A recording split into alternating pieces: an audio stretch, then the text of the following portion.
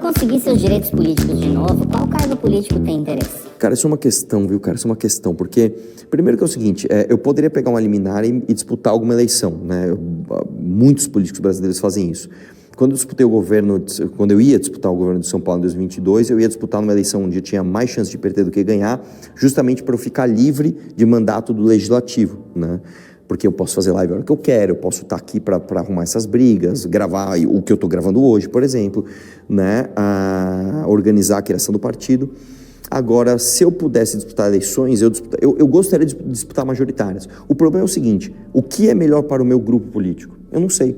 Talvez eu tenha que disputar para deputado na próxima, para fazer nome, para compor chapa, para levar voto, às vezes, em outro estado, o que é uma coisa absolutamente desconfortável para mim. Eu vou ter que sair da minha casa, eu vou ter que mudar de lugar, eu vou ter que disputar uma eleição que eu não queria disputar, para ser deputado e, de repente, ir para Brasília.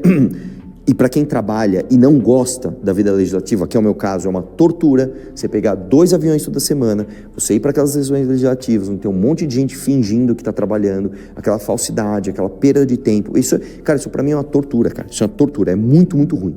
Tem pessoas que gostam. Por exemplo, o Kim adora atividade legislativa, cara. Não à toa ele é o deputado mais produtivo, ele adora, cara.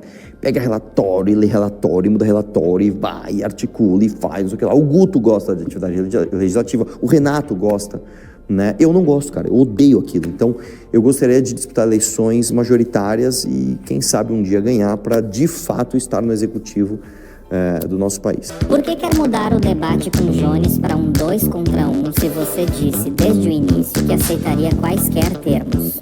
Eu não mudei. Eu não mudei, é ele que mudou. Eu chamei ele pro debate, ele falou, só debato se o Humberto for comigo. Eu falei, então bora. Simples. Arthur, fato é que os trabalhistas venceram você no Zona de Fogo. A pergunta que fica é, faria um debate contra o Tamir? Faria. Agora sim, se você acha que ele ganhou de mim, com todo respeito, cara, não sei de onde você tirou isso. Primeiro porque é o seguinte, vamos lá. Eu não acho que isso também seja a avaliação mais criteriosa do mundo, a avaliação final. Se você pega os comentários, assim, cara, eu não sei a proporção, mas eu diria que, sei lá, 95% está dizendo que eu fui melhor, né? Eu não sei. Depois você pedem aí pro canal Spectrum por uma inteligência artificial para ler os comentários e dizer.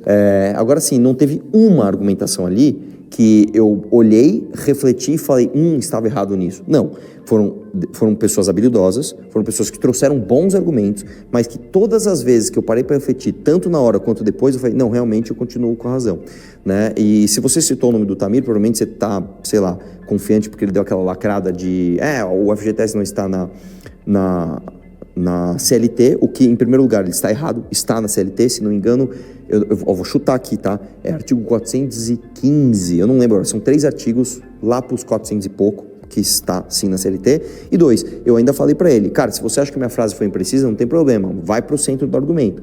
O centro do argumento o FGTS é ruim. O FGTS é ruim, cara. O FGTS, eu tiro o dinheiro do teu bolso, seguro ele, te devolvo menos que a inflação. Não, desculpa, cara, com todo o meu respeito, você dizer que isso é uma coisa boa é burrice. Você está falando que roubar o trabalhador é bom. Então eu estou tirando o dinheiro do meu bolso, dando para o governo, depois o governo me devolve menos do que eu compraria com aquele dinheiro que eu dei para ele. Você vai me falar que isso é bom, cara? Inclusive no próprio... Eu acho que eu tive tempo de falar isso, depois eu tenho que rever. O FGTS perde para todos os outros possíveis investimentos que você possa fazer. Se você colocar na poupança, perde, se não me engano, pela metade. Se você coloca em... Eu não lembro agora, mas dólar perde 4 vezes, você coloca em ouro, você perde também. E eu lembro que o mais espantoso se você coloca em qualquer CDB, qual o CDB mais seguro que tem? O CDB de um banco grande aí, Bradesco, que é um banco seguro, que paga pouco. Você perde em 8 vezes, cara. 8 vezes, velho. Porque eu tô falando o seguinte, imagina um cara que trabalhou pra caramba e ele guardou 100 mil reais no FGTS. Porra, mano, você trabalhou a tua vida inteira. Tá, em vez de 100 mil, você teria 800. Então, desculpa, cara, não tem como falar que isso é bom. Não tem como, cara. É curiosidade minha mesmo. Mas teve, depois, do debate, coisa que tu chegou a ficar refletindo, não de mudar de ideia, mas, caralho, esse argumento foi Teve, por exemplo, o do FGTS, eu fui pesquisar. Eu falei, caramba, será que eu tomei essa lacrada mesmo? Será que o FGTS tá fora da CLT? Não é possível, e não tá. Porque, assim, a CLT é dos anos 40, o FGTS, se não me engano, até o 13º são dos anos 70, né? É governo militar. Só que eles são incorporados, né? E mesmo que eles não tivessem, a advogada está fazendo assim, com a cabeça ali, Mesmo que eles não tivessem, né, incorporados, quando tem força de lei, você pode chamar que está na consolidação das leis trabalhistas. Então, por exemplo, vou dar um exemplo que aconteceu, inclusive se puder pôr isso no ar é legal. Acabou de acontecer, isso aconteceu esse ano, foi depois do debate.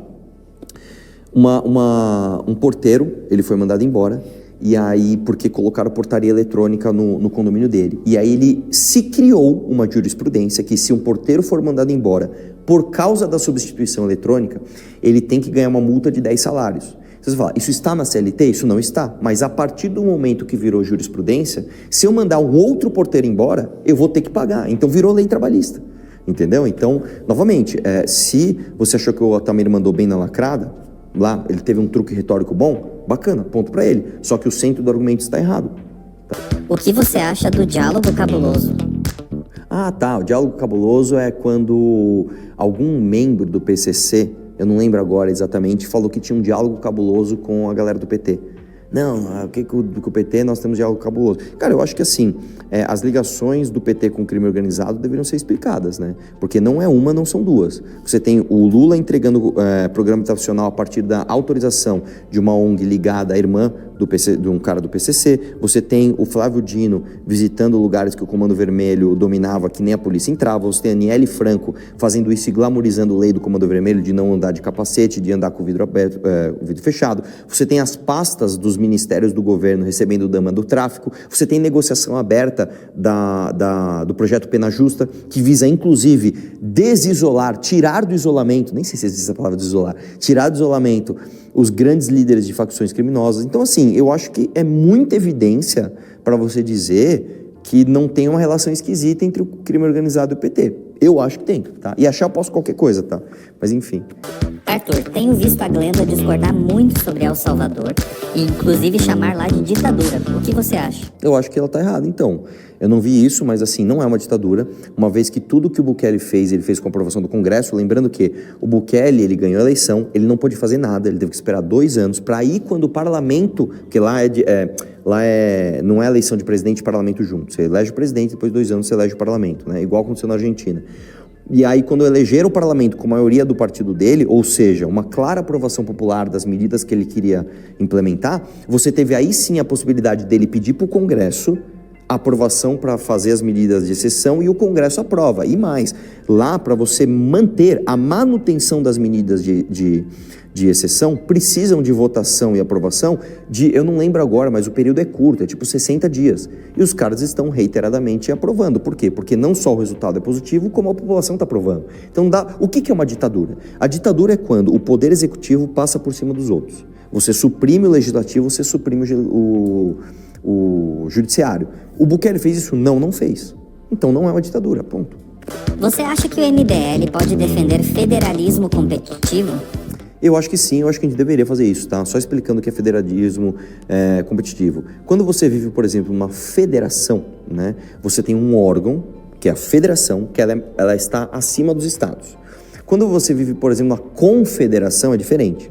Você tem todos os estados com pesos iguais tomando decisões em conjunto. Eu acho que a gente não deveria nem viver numa confederação e nem numa federação nos moldes que nós temos hoje. A gente deveria estar em algo no meio, que é uma federação, ou seja, algo acima dos estados, mas que distribuísse mais poder para os estados e não tivesse, principalmente, esse repasses de recursos que a gente tem hoje. Então, vamos lá.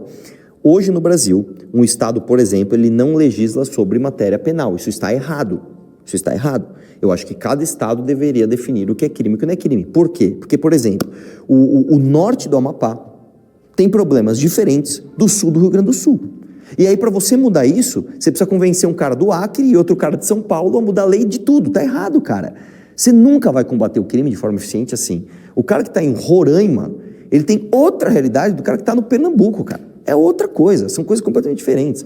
Então você precisa de leis penais, né, diferentes e mais. Aqui no Brasil a gente tem uma coisa horrorosa, que é o nosso Pacto Federativo, que retira dinheiro dos estados que mais produzem e distribui para os estados que menos produzem num critério nefasto. Quanto piores estão os seus índices, mais dinheiro você recebe. Por isso que na minha a pergunta lá dos governadores eu falei que das profissões mais fáceis é você ser governador de estado deficitário, porque você apresenta maus índices de educação, você recebe mais dinheiro.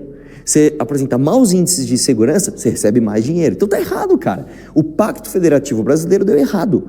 A gente continua com diferenças sociais absurdas, nós continuamos freando o progresso. Então, o Pacto Federativo, independente da tua opinião, cara, ela é fato. O Pacto Federativo Brasileiro deu errado. Ponto. Fala, meus queridos, aqui quem fala é o Alan do canal Inevitável Cortes, e no meu segundo mês postando cortes aqui no YouTube de figuras do Partido Missão e do MBL, eu faturei cerca de 25 mil reais ou um pouquinho mais de 4 mil dólares. E se você tem interesse em estar criando o seu próprio canal de cortes, eu preparei um treinamento 100% focado, mostrando o passo a passo para você estar conseguindo fazer seus cortes de figuras do Partido Missão e do MBL. Para acessar o treinamento é só clicar no primeiro link da descrição ou ler o QR Code que tá aparecendo aqui no meio da tela agora. E se você gostou desse vídeo, não se esqueça de deixar o like e se inscrever no canal. Te vejo no próximo vídeo.